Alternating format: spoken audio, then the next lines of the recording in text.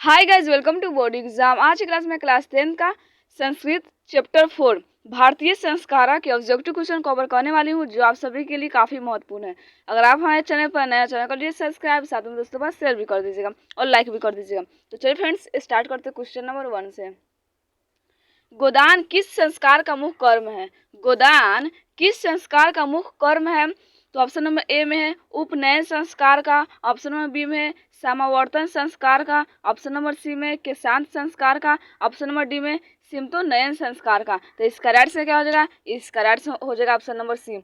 Option number C में क्या बोला है? तो केशांत संस्कार का। गोदान केशांत संस्कार का क्या है? मुख्य कर्म है। चलिए नेक्स्ट बढ़ते क्वेश्चन नंबर 2 की तरफ। साहित्य ग्रंथों में केशांत संस्कार का नामांतर क्या है? साहित्य ग्रंथों में केशांत संस्कार का नामांतर क्या है? तो उपनयन, समावर्तन, वेद आरंभ, गोदान। तो इसका राइट से क्या हो जाएगा? इसका राइट से हो जाएगा option number D. Option number D में क्या बोला है? तो गोदान। क्या है फ्रेंड्स? गोदान है। गोदान है। साहित्य ग्रंथों में केशांत संस्कार का नामांतर क्या है? तो गोदान संस्कार है। चलिए नेक्स्ट आते हैं क्वेश्चन नंबर 3 की तरफ। संस्कार कितने हैं?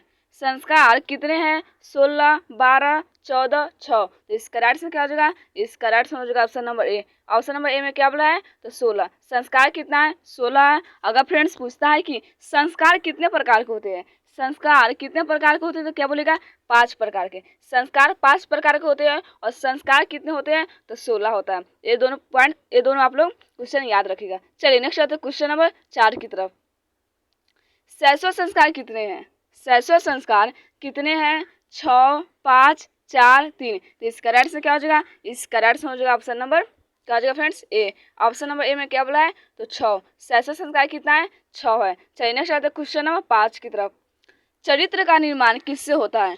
चरित्र का निर्माण किससे होता है? संस्कारों से, वैर भावना से, अशांति से, इनमें से कोई नहीं। तो इसका राइट से क्या हो जाएगा? इसका राइट से हो जाएगा option number A. Option number A में क्या बोला है? तो संस्कारों से। चरित्र का निर्माण संस्कारों से होता है। चलिए नेक्स्ट आते हैं क्वेश्चन नंबर 6 की तरफ। अंत्येष्टि संस्कार कब होता है? अंत्येष्टि संस्कार कब होता है? मरने के बाद, जन्म के पहले, शिक्षा प्राप्त करने के समय, उसके बाद विवाह के पहले। तो इसका राइट से क्या हो जाएगा? इसका राइट से हो जाएगा option number A. Option number A में क्या बोला है? तो मरने के बाद। मरने के बाद क्या होता है? अंत्येष्टि संस्कार होता है। चलिए नेक्स्ट आते हैं क्वेश्चन नंबर 7 की तरफ। पानी ग्रहण किस संस्कार में होता है? पानी ग्रहण किस संस्कार में होता है? तो शैक्षणिक संस्कार में, शैशव संस्कार में, विवाह संस्कार में, जन्मपूर्ण संस्कार में। तो इसका राइट से क्या हो जाएगा? इसका राइट से हो जाएगा option number C. Option number C में क्या बोल रहा है? तो विवाह संस्कार में। विवाह संस्कार में क्या होता है? पानी ग्रहण संस्कार होता है। चलिए नेक्स्ट आते हैं क्वेश्चन नंबर 8 की तरफ। शैशवावस्था के संस्कार कितने हैं? शैशवावस्था के संस्कार कितने होते हैं? तो पज्ञच, त्रय, चतवारा, षष्ठ। तो इसका राइट से क्या हो जाएगा? इसका राइट से हो जाएगा option number D. Option number D में क्या बोला है? तो षष्ठ यानी 6 होता है। कितना होता है फ्रेंड्स? 6 होता है। शैशवावस्था में कितने संस्कार होते हैं? 6 होता है। चलिए नेक्स्ट आते हैं क्वेश्चन नंबर 9 की तरफ।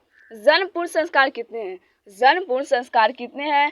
षष्ठ, पज्ञच, एक, त्रय। इसका राइट से क्या हो जाएगा? इसका राइट से हो जाएगा option number D. Option number D में क्या बोला है? तो 3 यानी त्रय मतलब 3। जन्मपूर्ण संस्कार कितने होते हैं? 3 होते हैं। चलिए नेक्स्ट आते हैं क्वेश्चन नंबर 10 की तरफ। संस्कारों को कितने भागों में बांटा गया है? संस्कारों को कितने भागों में बांटा गया है? फ्रेंड्स ये मैंने पहले ही बता दी थी। संस्कारों को कितने भागों में बांटा गया है? तो 5 भागों में बांटा गया है। यानी ऑप्शन में क्या हो जाएगा? सी। ऑप्शन सी में क्या है? तो 5 भागों में। संस्कारों को 5 भागों में बांटा गया है। चलिए नेक्स्ट आते हैं क्वेश्चन नंबर 11 की तरफ। मनुष्य गृहस्थ जीवन में कब प्रवेश करता है? मनुष्य गृहस्थ जीवन में कब प्रवेश करता है? विवाह संस्कार के पूर्व, उपनयन संस्कार के बाद, क्षौर कर्म के बाद, विवाह संस्कार के साथ ही। तो इसका राइट से क्या हो जाएगा? इसका राइट से हो जाएगा option number D. Option number D में क्या बोला है? तो विवाह संस्कार के साथ ही मनुष्य गृहस्थ जीवन में प्रवेश करता है। चलिए नेक्स्ट आते हैं क्वेश्चन नंबर 12 की तरफ। जीवन के सभी मुख्य अवसरों पर किनका आशीर्वाद अपेक्षित था? जीवन के सभी मुख्य अवसरों पर किनका आशीर्वाद अपेक्षित था? तो समवयस्कों का, दोस्तों का, अनुजों का, वरिष्ठों का। इसका राइट से क्या हो जाएगा? इसका राइट से हो जाएगा option number D. Option number D में क्या बोला है? तो वरिष्ठों का। जीवन के सभी मुख्य अवसरों पर वरिष्ठों का आशीर्वाद क्या था? अपेक्षित था। चलिए नेक्स्ट आते क्वेश्चन नंबर 13 की तरफ। भारतीय जीवन में किस काल से संस्कारों का महत्व चला आ रहा है? भारतीय जीवन में किस काल से संस्कारों का महत्व चला आ रहा है? आधुनिक काल से, मध्यकाल से, प्राचीन काल से, अत्याधुनिक काल से। तो इसका राइट से क्या हो जाएगा? इसका राइट से ऑप्शन नंबर क्या हो जाएगा friends? Option number C. Option number C में क्या बोला है? तो प्राचीन काल से। प्राचीन काल से भारतीय जीवन में संस्कारों का महत्व चला आ रहा है। चलिए नेक्स्ट आते क्वेश्चन नंबर 14 की तरफ। प्राचीन काल में शिष्यों को क्या कहते थे? प्राचीन काल में शिष्यों को क्या कहते थे? तो अंतेवासी, ब्रह्मचारी, छात्र, कोई नहीं। तो इसका राइट क्या हो जाएगा? इसका राइट हो जाएगा option number B. Option number B में क्या है? तो ब्रह्मचारी। प्राचीन काल में शिष्यों को ब्रह्मचारी कहते थे। चलिए नेक्स्ट आते क्वेश्चन नंबर 15 की तरफ। विवाह संस्कार के अंतर्गत क्या नहीं आता है? विवाह संस्कार के अंतर्गत क्या नहीं आता है? गोदान, वागदान, कन्यादान, सिंदूरदान। इसका राइट से क्या हो जाएगा? इसका राइट हो जाएगा option number A. Option number A में क्या बोला है? तो गोदान। विवाह संस्कार के अंतर्गत गोदान नहीं आता है। चलिए नेक्स्ट आते क्वेश्चन नंबर 16 की तरफ। अंतिम शिक्षा अंतिम शिक्षा संस्कार का नाम क्या बोल रहा है फ्रेंड्स? अंतिम शिक्षा संस्कार का नाम क्या है? उपनयन, समावर्तनम, अक्षरारंभ, वेदारंभ। तो इसका राइट से क्या हो जाएगा? इसका राइट से ऑप्शन नंबर क्या? Option number B. Option number B में क्या बोल रहा है? तो समावर्तनम है। अंतिम शिक्षा संस्कार का क्या नाम है? तो समावर्तनम है। चलिए नेक्स्ट आता है क्वेश्चन नंबर 17 की तरफ। कन्यादान किस संस्कार में होता है? कन्यादान किस संस्कार में होता है? समावर्तन संस्कार में, उपनयन संस्कार में, किसान संस्कार में, विवाह संस्कार में। इसका राइट से क्या हो जाएगा? इसका right option number D. Option number D में क्या बोला है? तो विवाह संस्कार में। विवाह संस्कार में क्या होता है? कन्यादान होता है। चलिए नेक्स्ट आता है क्वेश्चन नंबर 18 की तरफ। प्राचीन संस्कृति की पहचान किससे होती है? प्राचीन संस्कृति की पहचान किससे होती है? धर्मों से, धन से, कर्मों से, संस्कारों से। इसका राइट से क्या हो जाएगा? इसका right option number D. Option number D में क्या बोला है? तो संस्कारों से। प्राचीन संस्कृति की पहचान संस्कारों से होती है। चलिए नेक्स्ट आता है क्वेश्चन नंबर 19 की तरफ। सप्तपदी क्रिया किस संस्कार में संपन्न की जाती है? सप्तपदी क्रिया किस संस्कार में संपन्न की जाती है? जात कर्म, निष्क्रमण, विवाह, समावर्तन। इसका राइट से क्या हो जाएगा? इसका राइट हो जाएगा option number C. Option number C में क्या बोला है? तो विवाह संस्कार में। क्या फ्रेंड्स? विवाह संस्कार में। चलिए नेक्स्ट आता है क्वेश्चन नंबर 20 की तरफ। सिमतोनयन किस प्रकार का संस्कार है? सिमतोनयन किस प्रकार का संस्कार है? जनपूर्ण संस्कार, शैशव संस्कार, शैक्षणिक संस्कार, इनमें से कोई नहीं। इसका राइट से क्या हो जाएगा? इसका राइट हो जाएगा option number A. Option number A में क्या बोल रहा है? तो जनपूर्ण संस्कार है। चलिए नेक्स्ट आता है क्वेश्चन नंबर 21 की तरफ। पुंसवन किस संस्कार के अंतर्गत आता है? पुंसवन किस संस्कार के अंतर्गत आता है? जनपूर्ण, गृहस्थ, विवाह, शिक्षा। इसका राइट से क्या हो जाएगा? इसका राइट से हो जाएगा option number A. Option number A में क्या बोला है? तो जनपूर्ण। जनपूर्ण के अंतर्गत क्या आता है? पुंसवन संस्कार आता है। चलिए नेक्स्ट आता है क्वेश्चन नंबर 22 की तरफ।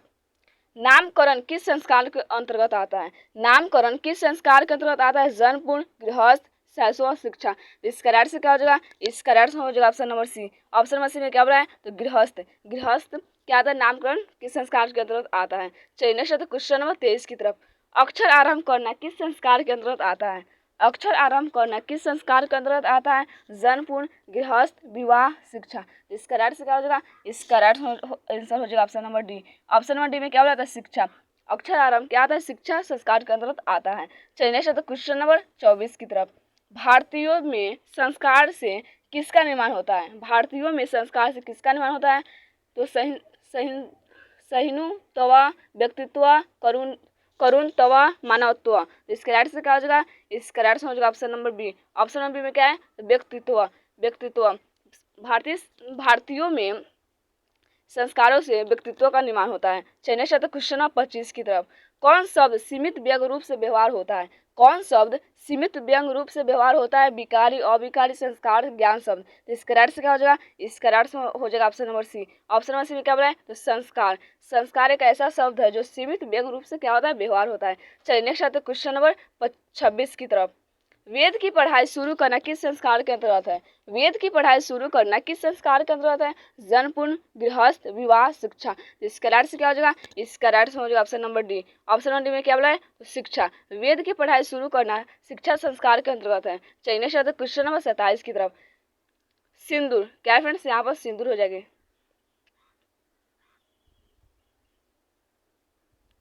सिंदूर दान किस संस्कार के अंतर्गत आता है? सिंदूर दान किस संस्कार के अंतर्गत आता है? तो जनपूर्ण, गृहस्थ, विवाह, शिक्षा। इसका राइट से क्या हो जाएगा? इसका राइट हो जाएगा option number C. Option number C में क्या बोला है? तो विवाह संस्कार के अंतर्गत आता है। चलिए क्वेश्चन नंबर 28 की तरफ। किस संस्कार के द्वारा मनुष्य गृहस्थ जीवन में प्रवेश करता है? किस संस्कार के अंतर्गत मनुष्य गृहस्थ जीवन में प्रवेश करता है? जनपूर्ण, गृहस्थ, विवाह, शिक्षा। इसका राइट से क्या हो जाएगा? इसका राइट आंसर हो जाएगा option number C. Option number C में क्या बोला है? तो विवाह। विवाह संस्कार के अंतर्गत मनुष्य गृहस्थ जीवन में प्रवेश करता है। चलिए नेक्स्ट आता है क्वेश्चन नंबर 29 की तरफ।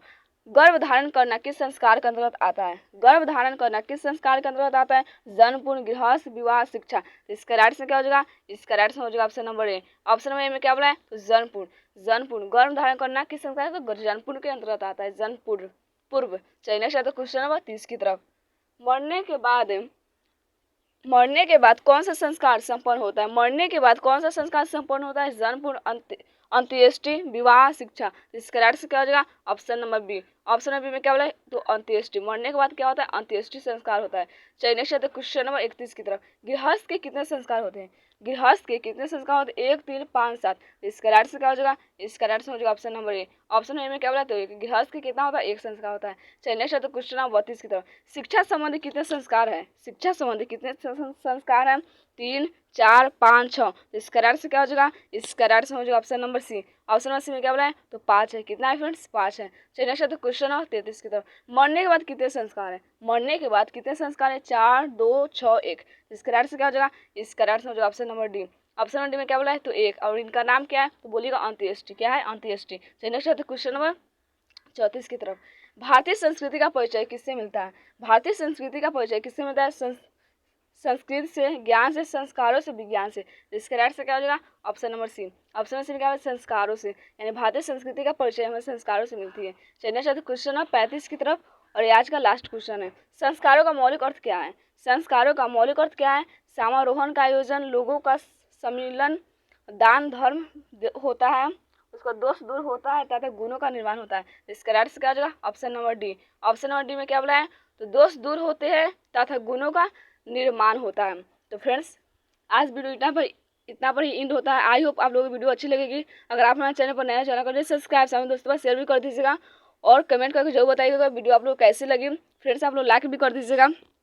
चलिए कल मिलते हैं, आज इतना ही। जय हिंद, जय भारत, वंदे मातरम।